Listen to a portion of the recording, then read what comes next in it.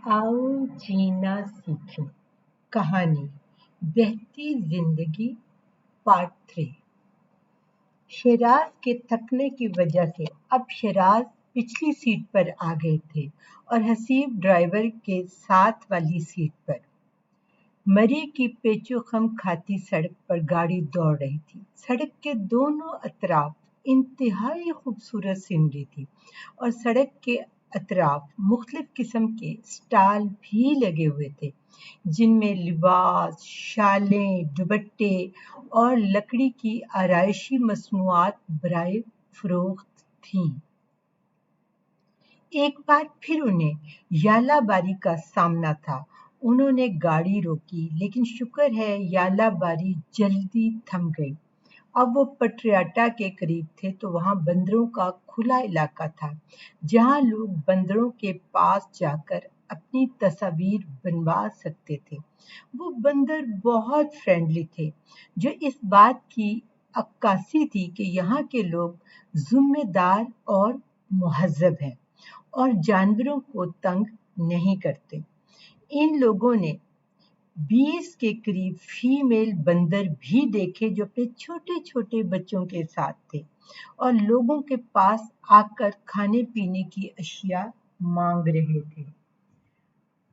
आखिरकार वो लोग अयूबिया पहुंचे, लेकिन ये जानकर वो बहुत मायूस हुए कि अयूबिया चेयर लिफ्ट खराब थी और ताहाल उसकी मुरम्मत जारी थी।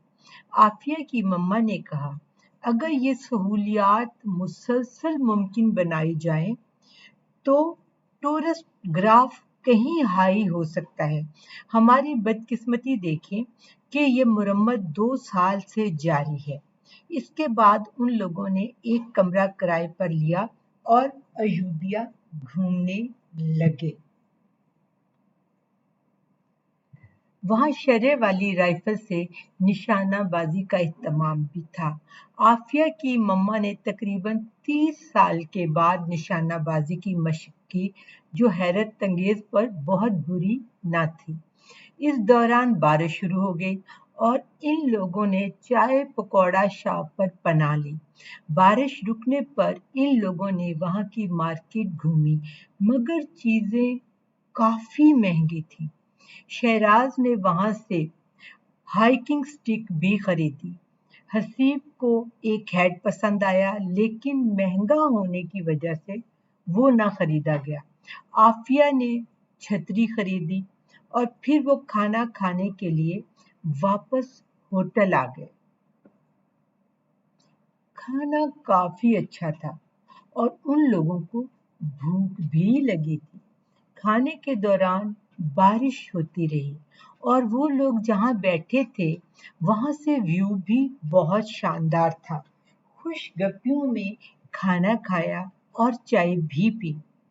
अब वो लोग वहां से वापसी के लिए तैयार थे।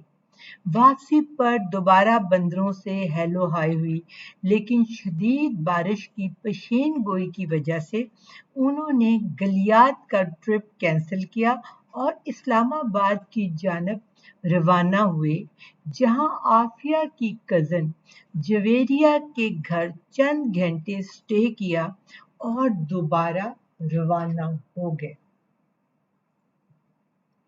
इस्लामाबाद से निकलते ही पंजाब की मखसूस गर्मी शुरू हो गई। वो जानते थे कि अब जूं आगे बढ़ेंगे गर्मी शदीद होती जाएगी। गाड़ी मोटरवे पर रवां दवां थी।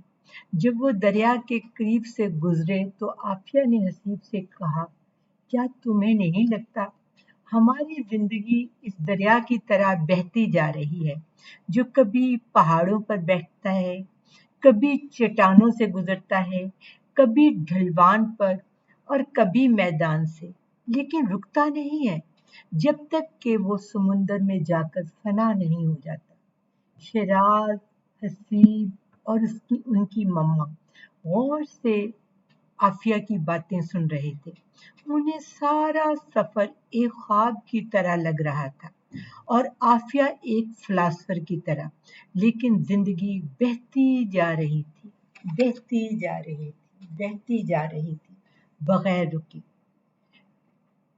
आपकी तवज्जो का बहुत शुक्रिया। क्या आपने कभी सैर की है?